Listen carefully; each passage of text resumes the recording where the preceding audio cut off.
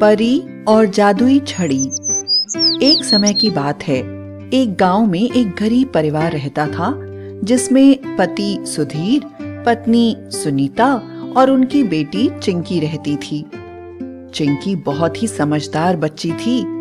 चिंकी के पिताजी फल बेचते थे। एक दिन की बात है। मम्मी, मैंने अपना होमवर्क कर लिया है। कोई काम हो तो बता दो, मैं आपकी मदद करूंगी। नहीं बेटा, तुम जाकर खेलो, मैं घर का काम कर लूंगी। ठीक है मम्मी। इतना कहकर चिंकी खेलने के लिए चली जाती है। जब वह वापस आती है तो देखती है पापा घर आ गए होते हैं। पापा, पापा। अरे वाह, गुड़िया रानी आ गई खेलकर। हाँ पापा, मैं आ गई। आप मेरी परी लेकर आए? चिंकी को परियों का बहुत शौक था। नहीं बेटा, लेकिन आपके जन्मदिन पर मैं आपको वो आपकी पसंद की परी जरूर लाकर दूंगा। ठीक है पापा। अब रात हो जाती है और सब सो जाते हैं। सुबह सुबह, आपको आज फल बेचने नहीं जाना क्या? आज सेठ जी ने फल देने से मना कर दिया। बोल रहे थे जब तक पुराना पैसा नहीं दोगे तब तक तुमको कोई फल नहीं दिए जाएंगे। और इतनी बिक्री नहीं हो रही है कि मैं उनका पैसा एक साथ वापस दे दूं। आप एक बार और बात करके देखिए उनसे। मैंने बहुत कोशिश की, लेकिन वो मानने के लिए तैयार ही नहीं है। ये तो चिंता वाली बात है। हाँ, मुझे भी कुछ समझ में नहीं आ रहा कि अब घर का खर्चा कैसे चलेगा। आप परेशान मत होइए, सब ठीक हो जाएगा। चिंकी चुपचाप मम्मी पापा की बात सुन रही होती है। वह बहुत दुखी हो जाती है और सोचती है, मैं अपने माता पिता की कोई मदद नहीं कर पा रही हूँ। भगवान जी, आप ही कोई रास्ता दिखाइए। इतने में, अरे चिंकी बेटा, उठ गई? हाँ मम्मी। आ जाओ मेरी गुड़िया रानी। पापा, हम कल मंदिर चलेंगे। ठीक है बेटा। अगले दिन पापा, मम्मी और चिंकी तीनों मंदिर जाते हैं। मंदिर से वापस आते समय चिंकी को एक चिड़िया दिखाई देती है। वह बहुत ही सुंदर चिड़िया होती है। उसके पीछे चिंकी भागते भागते एक बगीचे में पहुंच जाती है। वहां इतने सुंदर फूल रहते हैं कि चिंकी सब कुछ भूल जाती है और वहां वह चिड़िया के साथ खेलने लगती है। थोड़ी देर बाद खेलते खेलते उसको अचानक याद आता है कि उसके मम्मी पापा तो उसके पास हैं ही नहीं। वह मायूस होकर कहती है, मुझे मेरे घर जाना है। इतने में उसे बहुत सुंदर तितलियां दिखाई देती हैं और वो तितलियां चिंकी के पास आकर घेरा बना लेती हैं। चिंकी को कुछ नहीं समझ आता कि ये क्या हो रहा है। ये क्या हो रहा है? इतनी सारी तितलियां।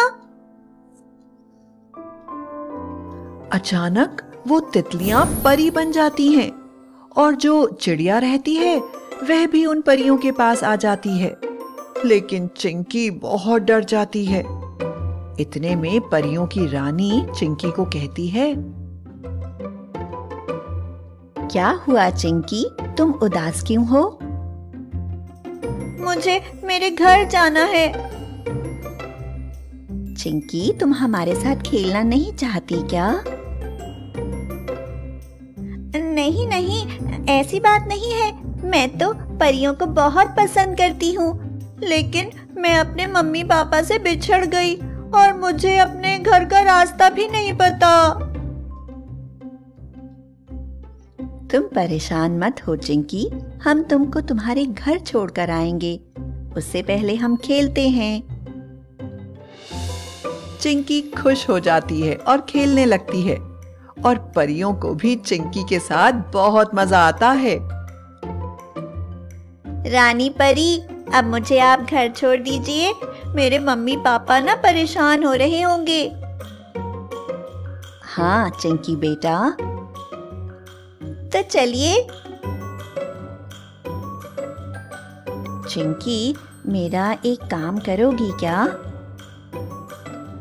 मैं आपका क्या काम कर सकती हूँ रानी परी? ये जो चिड़िया है ना जिसके पीछे तुम यहाँ तक आई हो, ये वाकई में चिड़िया नहीं है। ये मेरी बेटी है, बिल्कुल तुम्हारे जैसी। इसको एक जादूगर ने चिड़िया बना दिया था। तुम्हारे घर में जो आम का पेड़ है ना, उसके पीछे एक कलश है, उसे तुमको निकालना है। उस कलश को हम नहीं निकाल सकते, उसे कोई बच्चा ही निकाल सकता है जिसका मन बिल्कुल साफ हो, और तुम्हारा मन बहुत साफ है। उसमें क्या है रानी परी? उसमें जो गंगा जल है उसको चिड़िया पर छिड़कना है, जिससे यह वापस से वह मेरी बेटी परी बन जाएगी। ठीक है, मैं आपको वो कलश लाकर दे देती हूँ। नहीं चिंकी, वो कलश मुझे नहीं चाहिए। उस कलश से तुमको ही गंगा जल निकालकर चिड़िया पर छिड़कना है, इसलिए तुमको मेरा यह काम करना पड़ेगा। मैं यह काम नहीं कर सकती। आप चिंता मत कीजिए। अब रानी परी और सभी परियां चिंकी को उसके घर लेकर जाती हैं। चिंकी के मम्मी पापा चिंकी को देखकर चैन की सांस लेते हैं।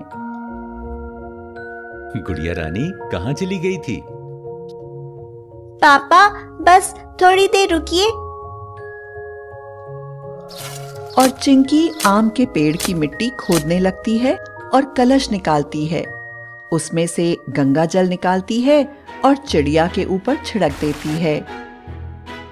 जैसे ही वह गंगा जल छिड़कती है, वैसे ही चिड़िया एक सुंदर सी छोटी सी परी बन जाती है। चिंकी उस परी को देखकर बहुत ही खुश होती है। इतने में मम्मी पापा और परियां वहां आ जाती हैं और चिंकी के मम्मी पापा को पूरी बात बताती हैं। ये छोटी सी परी बहुत प्यारी है और हमें खुशी है कि हमारी बेटी आपके कुछ काम आ पाई।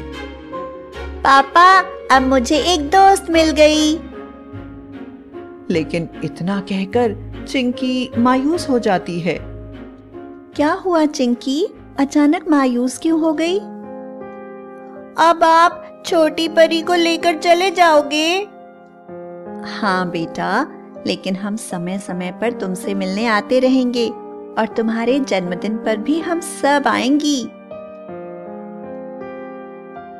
चिंकी खुश हो जाती है।